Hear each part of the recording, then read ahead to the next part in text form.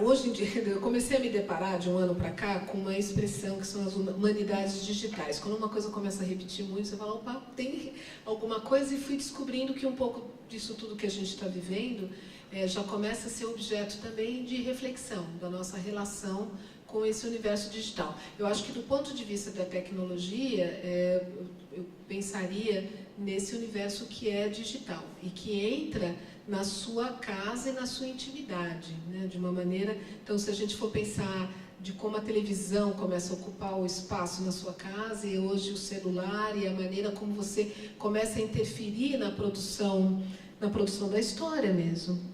Então, eu acho que o que está dado, e aliás a gente viu nas recentes eleições, é uma escala desse universo digital e da informação em rede que afetou o curso da história, não é? Então, eu acho que isso é uma reflexão para se chamar do campo das humanidades digitais.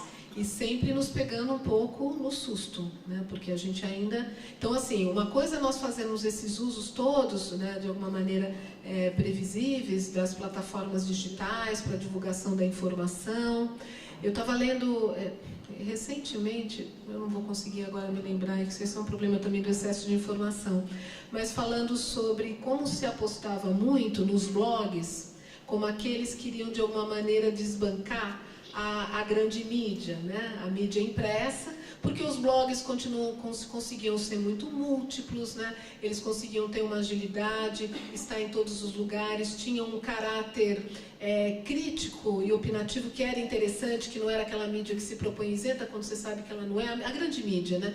E os blogs traziam uma reflexão crítica e aprofundada muito interessante. E, por incrível que pareça, esse tempo dos blogs hoje está suplantado por uma coisa que é o Twitter e o WhatsApp, que leva as notícias. Então, isso, eu não sei, é muito... Tem um lado preocupante e a gente vai ter, o historiador vai ter que aprender a lidar tanto com a produção, fazer uma reflexão sobre o impacto disso na sociedade, em primeiro lugar, e depois, no caso aí dos museus e da gente que produz conhecimento, como a gente vai difundir esse conhecimento. Então, uma coisa de cara que nos atinge a todos é uma ideia de um presentismo, que isso é um conceito até na historiografia. As coisas todas ficaram presentificadas, né? Quando você vai fazer uma pesquisa, e é por isso que muitas fake news, que não são fake news, elas são anacrônicas só. Então você joga... Aliás, eu vi o Danilo Santos, uma carta do Danilo Santos, que não, eu sabia que não era porque eu tinha lido na época, de 5 anos atrás, 10 anos, né? Que foi quando, eu lembro que foi quando o centro de pesquisa, logo depois, ele foi formado. E isso começou a circular, né? E eu mesmo falei, gente, isso daqui não é... As pessoas não olham mais para a data, porque as informações é como se tudo ficasse boiando no mesmo tempo. Qual será o impacto disso nas nossas vidas e na nossa formação crítica? Ainda é algo que eu acho que hoje esse campo das humanidades digitais começa a se preocupar em fazer uma reflexão. É um campo em aberto. O outro é a maneira atomizada como a gente se relaciona com a informação. Então, eu sou do tempo que eu fazia pesquisa em jornal, eu ia para o Arquivo do Estado, abria o jornal, espirrava umas 3 vezes, né? E aí eu tinha que virar a página muito devagar, porque você podia rasgar, porque era papel jornal. E eu estava interessada numa determinada seção do jornal. Eu folheava o jornal inteiro, porque eu não tinha como pular direto para aquela página sem fazer qualquer tipo de estrago no jornal. Então, só que ao fazer este folhear, é uma coisa até de gesto e é de corpo. Vocês veem que até para eu explicar para vocês, eu parava e me chamava a atenção ali uma notícia. Um anúncio, aquilo já me dava uma ideia. E eu fazia um mergulho no dia daquele jornal. Então, a notícia que eu estava buscando para a minha pesquisa, e que ia ter um outro destino, ela vinha acompanhada de um mergulho numa totalidade. Hoje em dia, quando você faz pesquisa nos acervos digitais, você joga a palavra-chave e você vê, tem essa imagem, vem, independente do seu tempo, né? Ela até vem com as datas no acervo lá do Estadão, tudo, mas você só pega aquela imagem. não mais relacionada com o que estava na página do lado. Que notícia estava do lado na primeira página, né? Então, se a minha notícia era sobre a exposição de arte, o que estava acontecendo na primeira... O que foi a primeira página daquilo? E isso é fundamental.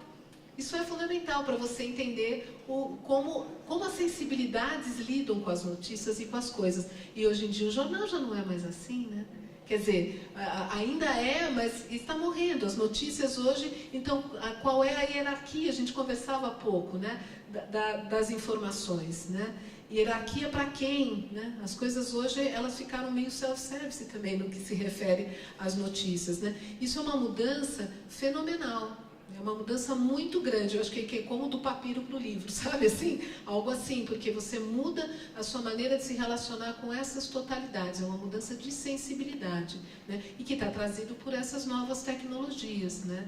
Então eu acho que, eu não tenho uma resposta, mas eu acho que é alguma coisa que já se começa a ficar atento e a maneira também que eu acho que é muito novo, então isso de como você se relaciona, é como você tem condições de interferir. Todo mundo hoje, todo mundo tem opinião e coloca essa opinião e acaba produzindo e replicando notícias. Isso saiu da mão de um único órgão, né? A gente vai ter, eu acho que mudanças muito grandes, né, daqui em diante.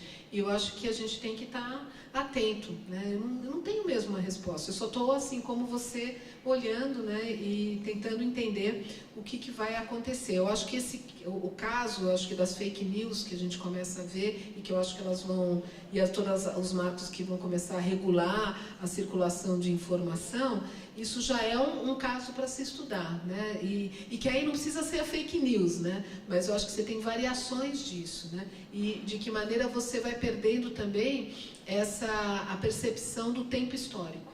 Isso é um problema muito grande. O que acompanha a não percepção mais do tempo histórico?